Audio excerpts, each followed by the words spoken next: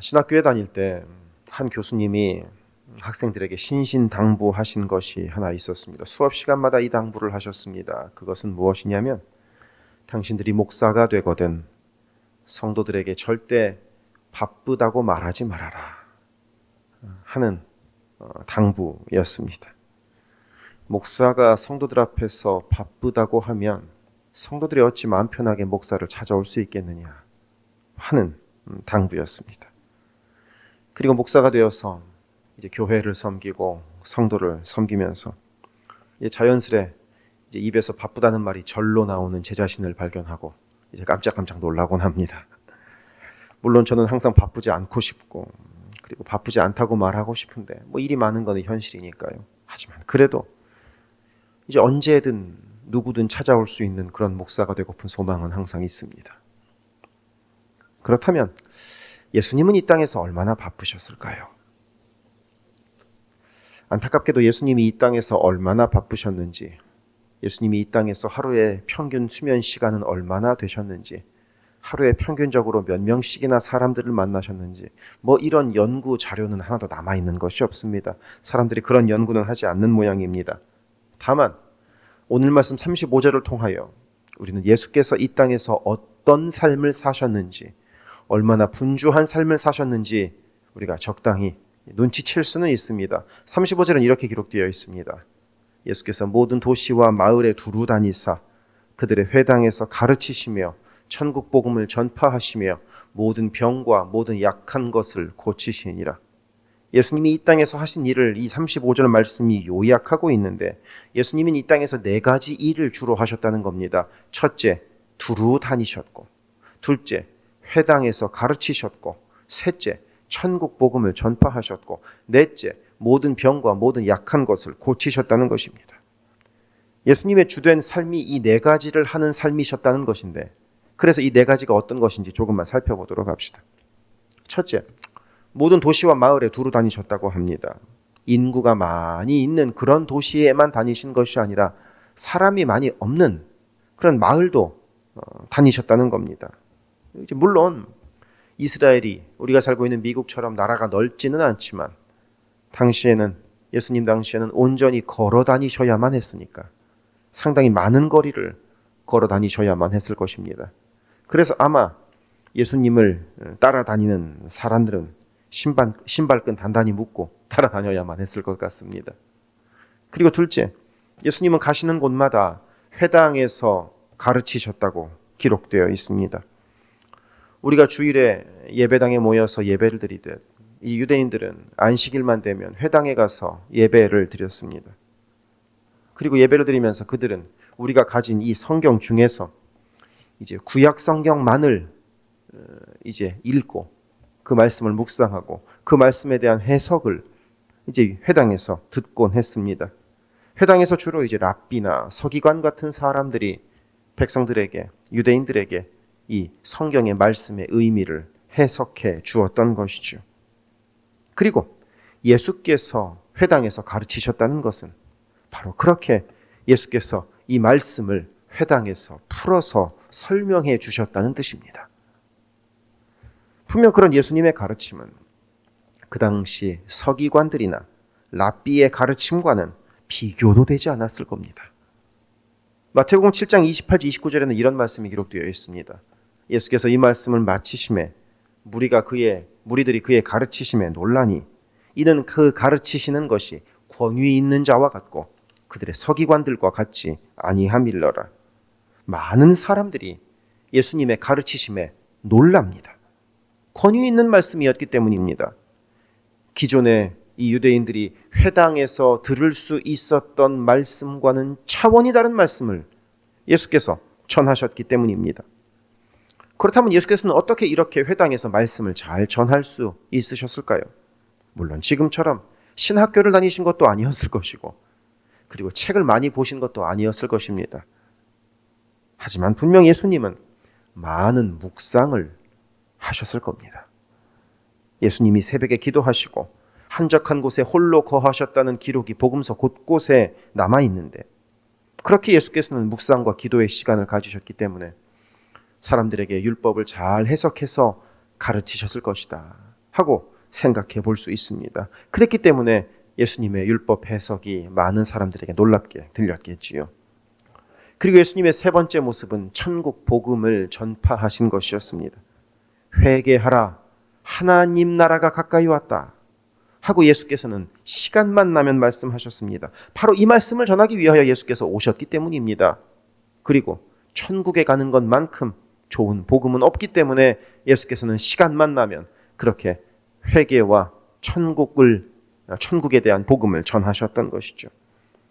그리고 예수님의 네 번째 모습은 모든 병과 모든 약한 것을 고치시는 것이었습니다.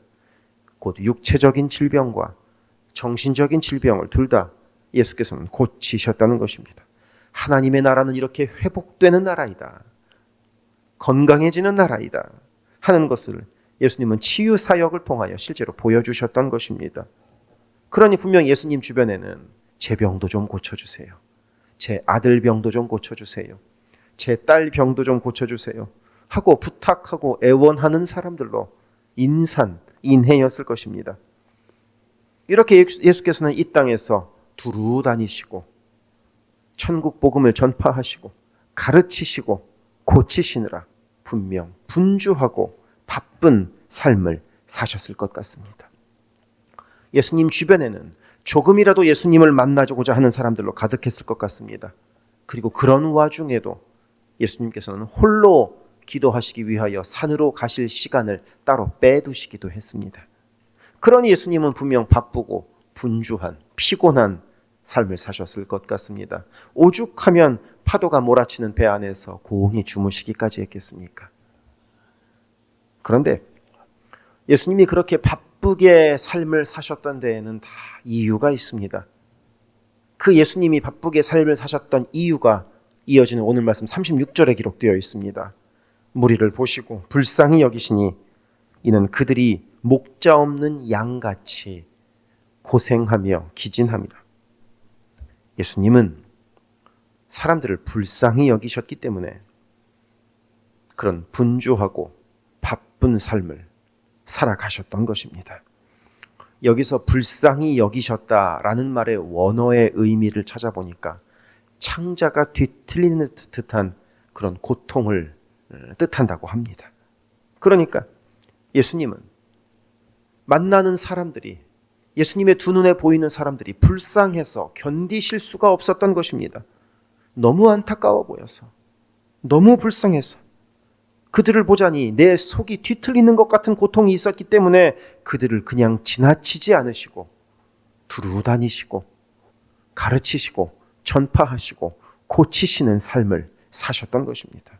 그러면 당시 백성들의 어떤 모습을 불쌍히 여기셨는가? 왜 그들이 불쌍하게 보이셨는가? 이 36절에 기록되어 있는 것처럼 그들이 목자 없는 양과 같은 그런 모습이었기 때문입니다. 양은 시력이 매우 좋지 않습니다. 양은 불과 1m 앞의 물체도 제대로 분간을 하지 못합니다. 그러니 양은 멀리까지 보지 못하고 바로 눈앞에 있는 것만 보고 눈앞에 있는 것만 쫓아갑니다. 그게 양입니다. 우리랑 좀 비슷하죠. 그러다 보니 양에게는 반드시 목자가 필요합니다. 좋은 풀이 있는 곳으로 알아서 인도해주고 깨끗한 물이 있는 곳으로 알아서 인도해주고 안전한 곳에 가서 쉴 수 있도록 알아서 인도해주는 목자의 존재가 양에게는 절대적입니다. 그런데 당시 이스라엘 백성들이, 당시 유대인들이 목자 없는 양과 같은 모습이었다는 겁니다. 예수님 보시기에 그렇게 보이셨던 겁니다. 곧 갈 길을 알지 못하고 옳고 그름을 구분하지 못하고 선과 악을 구분하지 못하는, 그렇게 1m 앞도 제대로 보지 못하는 양과 같은 모습이 그들의 모습이었던 것입니다. 물론 이스라엘 백성들에게 목자가 없었던 것은 아닙니다. 목자는 있었습니다. 당시의 서기관들이나 제사장들이 그리고 랍비들이 다 이스라엘 백성들의 목자였습니다. 하지만 목자들이 제 몫을 하지 않고 있었기 때문에, 목자들이 백성들을 바른 길로 인도하지 않고 있었기 때문에 예수님이 보시기에는 그 당시 이스라엘 백성들의 모습이 목자 없는 양과 같은 그런 모습, 분이셨던 겁니다. 물론 그렇다고 당시 이스라엘 백성들이 못 먹고 못 살았던 것은 당연히 아니었습니다. 갑자기 누가 칼을 들고 와서 안전을 위협하는 상황도 아니었습니다. 그렇다고 다른 나라의 노예가 되어 있는 것도 아니었습니다. 하지만 그들을 보시면서 그들 안에 있는 모습을 예수께서 불쌍히 여기셨던 겁니다. 그래서 손잡아주고 싶으셨던 겁니다.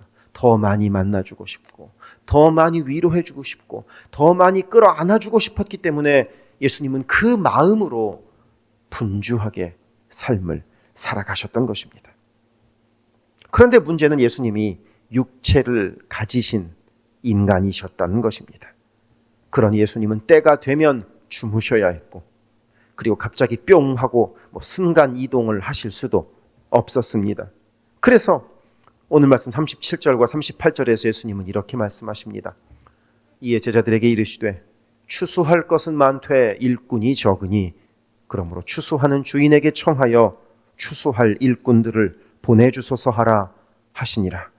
예수님은 나 혼자는 도저히 감당할 수가 없으니 추수할 일꾼이 필요하다 하고 말씀하십니다.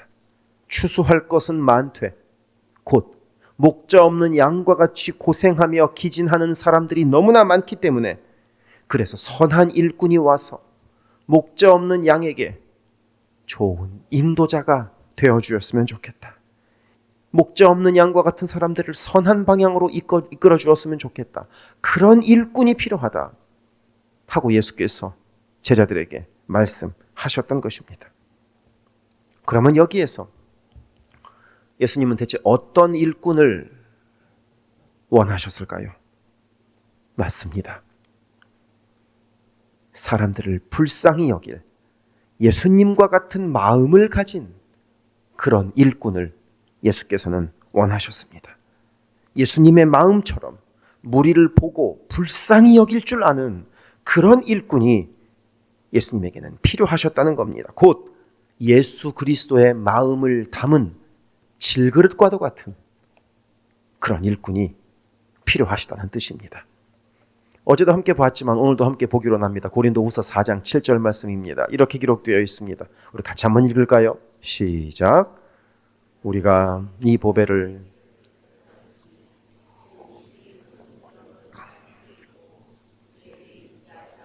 알게 하려 함이라. 아멘. 여기서 보배는 바로 예수 그리스도를 말합니다. 곧 예수 그리스도의 마음을 간직한 질그릇과도 같은 일꾼을 예수님은 마태복음 9장에서 찾으셨고 그런 일꾼을 예수님은 오늘날에도 찾고 계십니다. 물론 예수님 주변에 사람 정말 많았습니다. 예수님 주변에는 항상 사람들로 인산인해였습니다. 오죽하면 물고기 2마리와 떡 5덩어리로 5,000명이 넘게 먹이셨겠습니까? 예수님 주변에 5,000명 이상이 있었다는 것입니다. 그런데 예수님은 그렇게 널려있는 수많은 무리들 말고 일꾼이 필요하다고 말씀하십니다. 나의 필요를 따라서 예수님을 쫓아다니는 그런 무리들 말고 예수님의 마음을 간직하고 있는 사람들을 보고 불쌍히 여기셨던 그 예수님의 마음을 가진 일꾼이 예수님에게는 필요하시다는 것입니다. 오늘날에도 그런 일꾼이 필요합니다. 우리 교회도 일꾼이 필요합니다. 많았으면 좋겠습니다. 그런데 그런 일꾼이 그저 주차 봉사 잘하고 운전 잘하고 음식 잘 만드는 그런 기능 있는 일꾼만을 필요로 하는 것이 아니라 그런 일들을 예수 그리스도의 마음으로 할 일꾼이 오늘날에도 필요합니다. 그래야 예수님이 원하시는 교회를 만들어 갈 수 있기 때문입니다. 무엇을 하든 예수님의 마음으로 할 사람이 오늘도 필요하다고 예수님은 말씀하십니다. 예수님의 마음으로 사람들을 불쌍히 여기는 그런 일꾼이 필요하다고 예수님은 말씀하십니다. 우리는 보통 주님이 우리를 불쌍히 여겨주시기를 바랍니다. 올해도 주님께서 우리를 불쌍히 여겨주셔서 우리에게 넉넉한 은혜를 베풀어 주시고 여러 모양으로 도와주시기를 바랍니다. 하지만 주님께서는 거기에서 우리가 한 걸음 더 나아가기를 원하십니다. 주님께서 우리를 불쌍히 여겨주실 뿐만 아니라 우리가 다른 이들을 불쌍히 여기는 데까지 나아가기를 바라십니다. 내가 예수님께 불쌍히 여김을 받지만 예수님처럼 내가 불쌍히 여길 줄 아는 사람이 되기를 바라십니다. 예수님이 계시던 시대와 오늘날은 경제적으로, 과학적으로, 기술적으로 엄청나게 많은 차이를 가지고 있습니다. 예수님 당시에 예수님이 사시던 곳에서 더운 여름에 얼음물과도 같이 시원한 물을 마실 수 있는 사람은 헤롯 왕과 그 주변 일가에 불과했습니다. 왜냐하면 그 당시에 그렇게 차가운 물을 보관할 수 있는 물 저장고는 헤롯 왕의 소유였고 그거 하나뿐이었기 때문입니다. 하지만 지금은 누구든 시원한 물을 마음껏 마실 수 있지 않습니까? 예수님 당시에 사람이 가장 빨리 이동할 수 있는 방법은 말을 타고 달리는 것뿐이었습니다. 그래서 급한 소식이 있으면 가장 빠른 말을 갈아타면서 빨리 가서 소식을 전했습니다. 하지만 요즘은 어떻습니까? 지금 핸드폰만 있으면 지구 반대편에서 일어나는 일을 실시간으로 확인할 수 있지 않습니까? 이렇게 2000년 전과 지금을 비교하면 인류는 엄청난 기술적인, 과학적인, 경제적인 발전을 이루었습니다. 하지만 2000년 전에 예수님의 때와 지금의 때와 별 다를 바가 없는 것이 있습니다. 그것은 예수가 필요한 사람은 여전히 존재한다는 것입니다. 마음이 힘들고 어려운 사람은 여전히 존재한다는 것입니다. 그리고 예수 없어도 잘 살 수 있을 것처럼 착각하고 있는 사람도 그때나 지금이나 여전히 많다는 것입니다.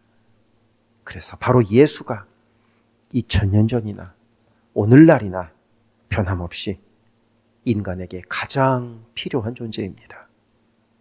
그렇기 때문에 오늘날도 예수의 마음을 소유한 일꾼, 보배를 간직한 질그릇과도 같은 일꾼을 주님께서 찾고 계십니다.